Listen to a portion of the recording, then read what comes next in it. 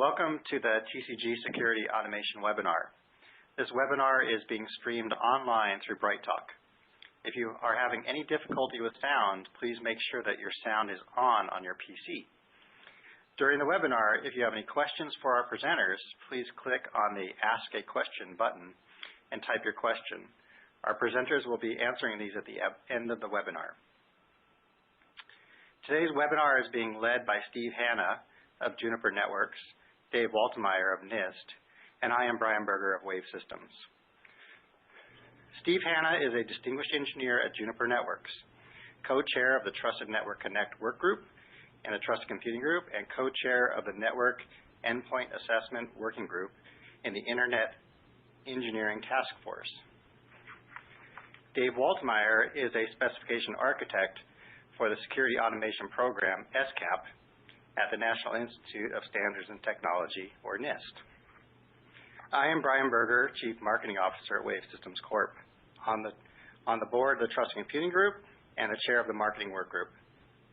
Let's begin our webinar with Steve Hanna of Juniper Networks. Thanks, Brian. So I'm going to start by answering a couple of common questions about security automation. What is it and why do we need it? Let's start with why. Well, today we're in a situation of combat. We have attacks coming in continuously around the clock, and these attacks are increasingly sophisticated and from hostile forces, not just criminals or hobbyists, but also foreign governments and all sorts of folks. So we really need to take a combat approach to information security. We need to recognize that we're under fire. And if we're going to do that, we need to apply some of the best practices that are applied by armed forces the world over. And one of those is this model, this combat model called OODA, which stands for Observe, Orient, Decide, and Act. This model, which was created by U.S. Air Force Colonel John Boyd, is a model which says that in combat, there are a variety of four different cycles, four different components in the cycle that you go through. Observing what's going on around you, orienting yourself to understand and make sense of what you've observed, deciding on what your next action will be, and then acting on your decision. And it's been observed that those combatants who can complete this cycle most effectively and most quickly are most likely to be successful, even if they're outgunned. So obviously we would like to be able to apply this model within information security. We want to do each of these things well, and we want to cycle as quickly as is reasonably possible. We want to be more agile than our opponent. So how are we doing today? Here's some data which unfortunately shows that the attackers are inside our OODA loops, as they say. They're able to cycle much more quickly than we can. According to the Verizon Data Breach Investigation Report last year, more than 60% of data breach attacks were completed in less than a day, and more than 46% of them in less than an hour. On the defense side, the defenders didn't even discover that they had been attacked for more than a month. So we've got a factor of at least 30, and in some cases more like 900, between the attackers and the defenders, what their cycle time is. So clearly we need to improve our responsiveness. And the question arises, how do these attackers do it? How are they able to get in and get out so fast? The answer is they're using security automation in their favor. They're using automated attack toolkits that they develop or more often buy in the black market. And these attack toolkits, it's not rocket science. They're using things like unpatched vulnerabilities that have been widely known, default passwords, guessable passwords, just spam email that convinces somebody to click a link. But the way that they do it, they broadcast those attacks quite widely and maybe send out a few million phishing emails or put up a compromised website and see who they can lure to it. Then they get notified when somebody does get infected, and they can quickly take advantage of that. So it's this automation, this ability to throw a bunch of things out there, see what sticks, and then take advantage of whatever does stick, that allows them to quickly be able to take advantage of any infection that does take place. In essence, we're being outmaneuvered and outgunned as well. We have just a previous version of the technology, and we're just not able to keep up. So how can we address that? Well, you might think we could hire some more information security experts. Unfortunately, that's not an option. There's a chronic shortage of information security experts across commercial and government environments. And even if we had the people, we don't have the money. So yes, our budgets are going up a little bit, but not enough to hire 10 times as many experts, and it's not even clear that would solve the problem. Instead, what Trusted Computing Group suggests is security automation based on the open standards that we've developed. Now, security automation is not a magic bullet. It's not a single product that you're just going to buy and you're going to put it out there and it's going to solve all your problems. Rather, it's an approach, a set of technologies and processes designed to automate the things that can be automated, that should be automated, and to deliver the necessary information to your information security professionals so that they can focus on the hard problems, not going out there and figuring out who needs patches, and not going out and figuring out what's on your network. You want to automate that process and let them focus on the hard problems. So let's step back and take a look at our security management life cycle. Now, we all use something like this. You might have different names for the different parts of the cycle. But in this example, I'm going to use prepare, detect, analyze, and respond. You might call them plan, do, check, act, or whatever you call them. The first phase is the preparation phase. This is where you look at what your resources are, what your assets are, what the risks are and threats against those assets potentially, and you put in place some policies and controls to protect them. Then you move on to operations, and you're continuously monitoring what's going on, monitoring if looking for signs of intrusion, or you're looking for anomalous traffic, perhaps getting information from outside about threats that are going on and have been observed in other environments. Then you need to analyze the information if you do detect something peculiar and figure out how you're going to respond to it. This may feed back into your cycle, again, causing you to modify your controls or policies to be better protected for next time. So how does security automation fit into that life cycle? It fits in every place, in that you can automate any single component of that life cycle. For example, configuration monitoring or intrusion detection can be automated. But perhaps more important, the life cycle as a whole can be automated, in that when you change a policy, that policy can be automatically distributed to your vulnerability management system or your intrusion detection system. And likewise, when something is detected, that can be automatically made available to your analysts and correlated with other information, and the response and even the cycle back into updating your policies can all be automated through open standards like the ones from Trusted Computing Group. So, what are the benefits of doing this? Well, first, your information security professionals get better awareness and better information about what's going on. They can share that information with others or receive information from others in a machine-readable form, and then they can take action based on it, and that action, that response, can be automated if the things that you've detected are routine.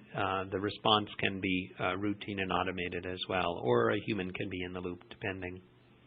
And finally, if you're using open standards throughout, you have the ability to plug in new sensors, new capabilities, new responses, new analysis tools into your open architecture using the open standards.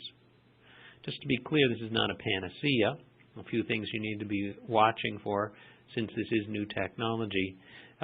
You don't want your automated system to be used against you, to block you off the network, for example. So you need to have a kill switch that you can access.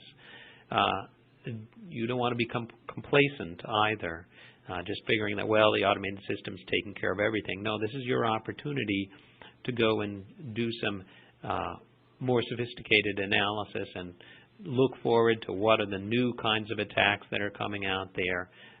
So we're freeing you up from the routine items so that you can do more sophisticated things, and recognize that your automated system isn't going to catch every attack. So that's something that you need to be focused on. And now I'm going to hand it over to Dave, who's going to give us some more detailed examples of how people are using security automation today. Dave? Great. Thank you, Steve. As Steve said, today I'll be providing examples of how you can use security automation techniques and technologies to address common usage scenarios in IT operations and security. Throughout this, I will be providing insights on the use of Security Content Automation Protocol, or SCAP, and the Trusted Network Connect, or TNC protocols to address a few different scenarios. So today, an enterprise needs assurance that endpoint devices connecting to their networks and accessing their data are in compliance with enterprise policies. These policies often define required baseline configurations for things like operating systems, software components, and applications. For managed endpoint devices, additional policies may constrain what software is allowed to be installed and used on devices. For an enterprise to reduce their overall attack surface, improved network hygiene is needed to harden their systems based on sound configuration management practices. In the U.S. government, it has been challenging for agencies to implement configuration management practices.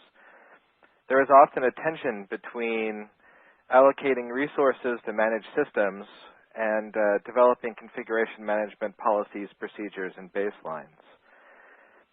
Security automation techniques can be used to introduce efficiencies in the management of IT resources, essentially allowing network and systems operations staff to focus on development and execution of configuration management best practices. So what is SCAP? SCAP is defined by NIST Special Publication 800-126, which details the use of multiple specifications to provide a standardized approach for defining and assessing the security posture of enterprise systems. It allows product vendors and IT organizations to define, customize, and automate the assessment of configuration baselines. It also provides mechanisms that enable both the identification of installed software and vulnerabilities on a given endpoint. The SCAP specifications fall into one of four categories. There are languages that provide machine-readable XML representations that provide instructions for SCAP tools that are used to collect endpoint state, and additionally there are reporting formats that are used to represent generated results. There are metrics that support the scoring of the severity and impact of vulnerabilities and misconfigurations that support risk-based decision-making. There are enumerations that enable identification of things like product names, vulnerabilities, and configuration items. And there are integrity mechanisms that ensure that the provenance of content is identified and that content integrity is maintained using things like secure digital signatures.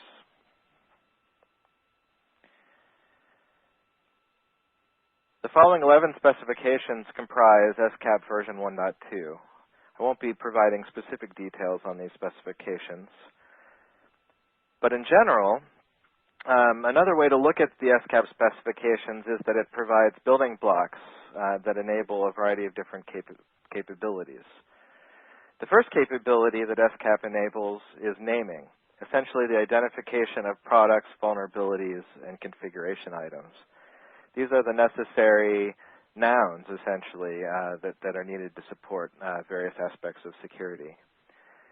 Additionally, SCAP provides formats that enable you to express checklists that enable the definition of automatable configuration baselines and to capture evaluation results. Next, SCAP provides assessment capabilities, essentially the definition of automated human and machine-oriented assessment methods and their corresponding results. Next, there's scoring capabilities that enable the definition of metrics associated with configuration items and vulnerabilities that support security measurement. Next, there's reporting, essentially the ability to capture detailed results of an endpoint assessment along with identification properties of endpoint assets that are used to pinpoint those assets within a network or enterprise context. And finally, signing capabilities that enable the establishment and verification of content integrity and the integrity of generated results using digital signatures. This next figure shows how the SCAP specifications are layered to support assessment and reporting. It's essentially organized in a stack with each specification fulfilling a role within that stack.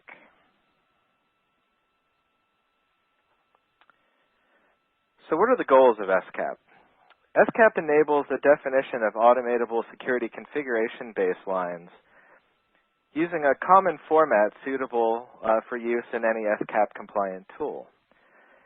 This enables SCAP content to be defined once for a given baseline that can then be used across multiple tools. Assurance for this is provided by the NIST SCAP validation program. When performing assessments, SCAP-compliant tools produce standardized results that can be collected within the enterprise to support security monitoring and compliance activities.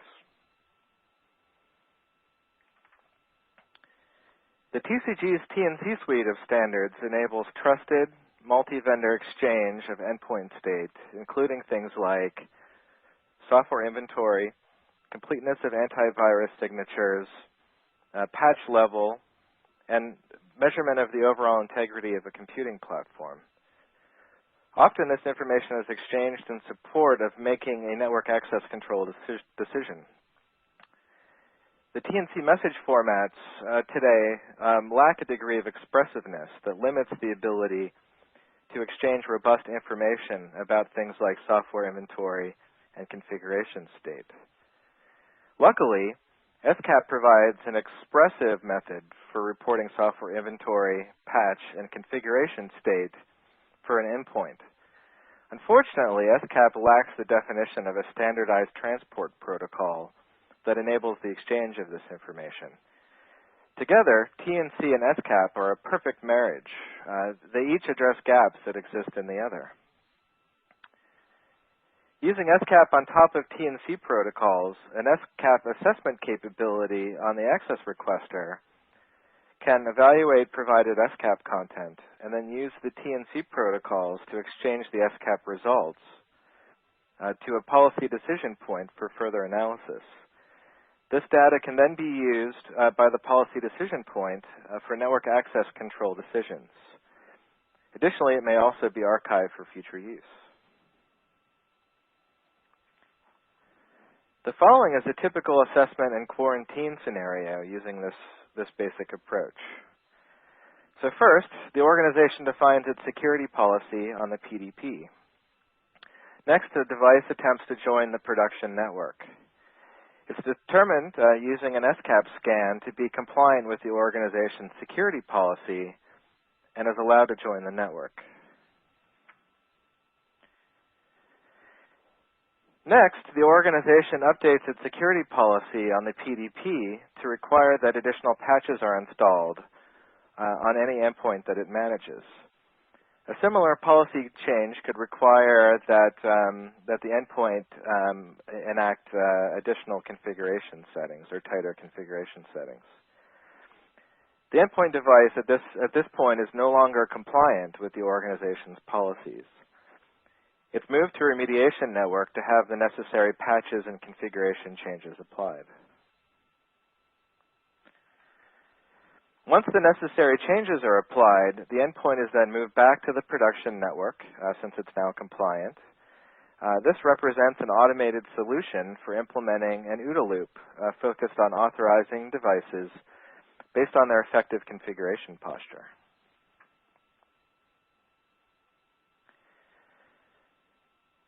So what does this result in? Through the use of SCAP-compliant products achieved through the SCAP validation program, different scanners can use the same SCAP content, producing consistent results. Through the integration with TNC, SCAP results representing endpoint state can be securely transported. Through the integration with TNC capabilities, SCAP content and results may be used to make network access control decisions, essentially supporting tighter automated OODA loops. So what are some additional things that you can do with this approach? TNC and SCAP have the potential for supporting enterprises that need to manage BYOD, or bring your own device. Together, they can support seamless local access via wireless LAN, providing strong security and operational efficiencies. This results in an overall reduction in cost.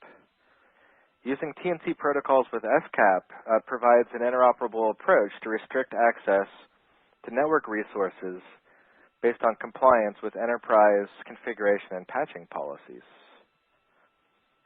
With additional standardization work using TNC and SCAP as a foundation, the TNC approach can be extended to support attribute-based access control strategies for enterprise services, potentially accessed remotely over the internet. This is an area that I believe needs further exploration.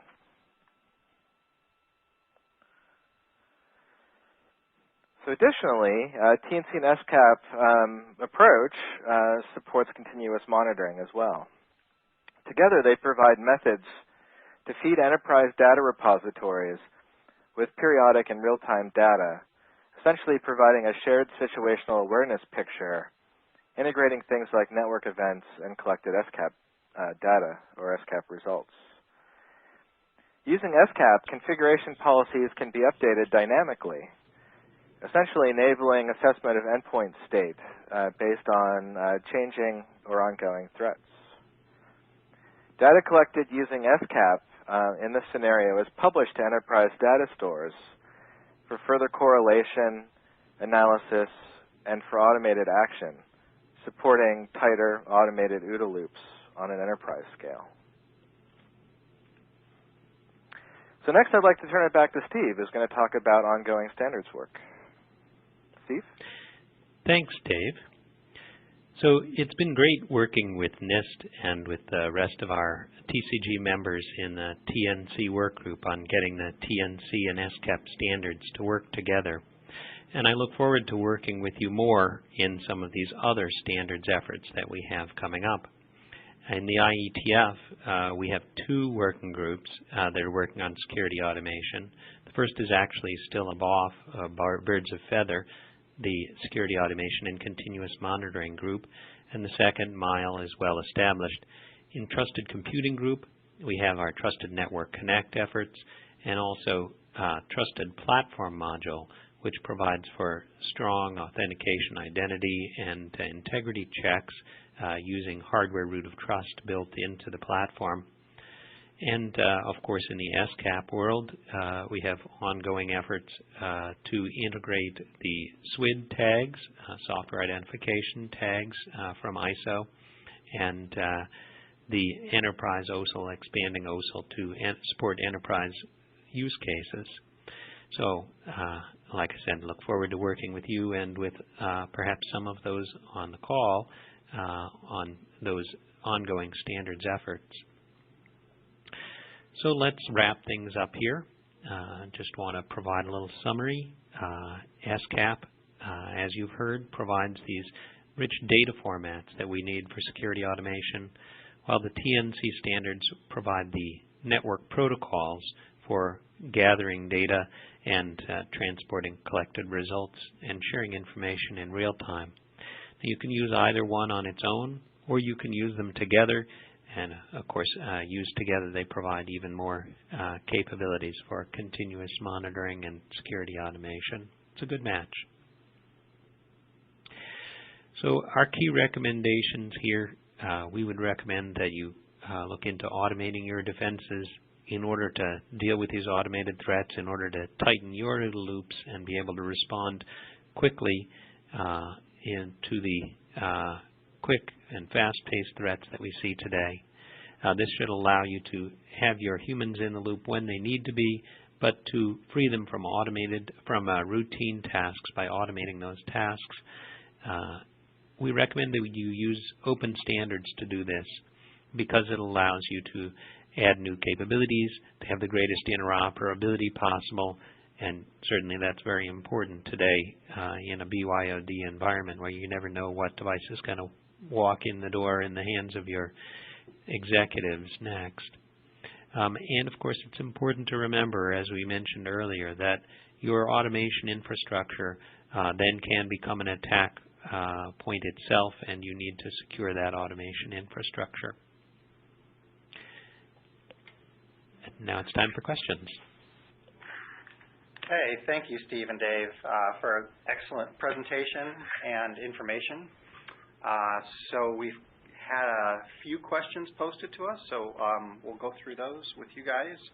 The first one we received was a question about availability of your slides, and they have been posted on the Trust Computing Group's website at the events page. So please go to trustedcomputinggroup.org events, and you'll see that they are now posted in PDF form. So you can go ahead and get the slides. The next question we received was, where can I get more information on products that implement these capabilities? So Steve and Dave, can you answer that for us? Sure. The TCG has a TNC certification program also available from our website, trustedcomputinggroup.org, and you can get information there on products that implement the TNC standards. And Dave, I believe NIST has a similar program as well for SCAP. Right, Steve. We have an SCAP validation program where we do compliance testing for SCAP products. If you go to scap.nist.gov and click on SCAP validation, there's a complete list of all currently validated SCAP products. Thanks, guys. On the screen right now, you can see some additional resources and references for materials on this subject matter. So you can see the website that Dave just referenced right there, so take note of that. And some of the other architect's guides are referenced here, as well as the Trusted Network Connect overview and interest in TCG as an organization. And also, we've given the benefit to our audience here to contact Steve and or Dave directly at their email addresses. So if you have any direct questions you'd like to talk to them about, please do so. Our next question came as a very informative question of, what do I do next? Can you guys help us out with that one? I would recommend as a next step reading that Security Automation Architect's Guide. It's really packed with information and specific recommendations. And once you've educated yourself in that manner, you might want to follow through on some of those specific recommendations, but really a very solid and more detailed guide to this topic, and linked to from the URL given on the slide. Yeah, I think that's a great resource. If you're interested in learning more about SCAP, NIST has a publication, special publication 800-117, that provides a pretty good overview of SCAP. It describes things like use cases and the capabilities provided. So I would recommend also looking at that document. Excellent. Thank you. And the next question came to us as, where can I get more information on products that implement this, and how can I implement this in my enterprise? So one was redundant. Second would be, what should I do in my enterprise? Well, to get in some of the specifics that we recommend, the first thing that we recommend, and this is talked about in more detail in the Architect's Guide, is automating the assessment of devices, and that's something that can be done with the TNC standards and with SCAP, as Dave described earlier.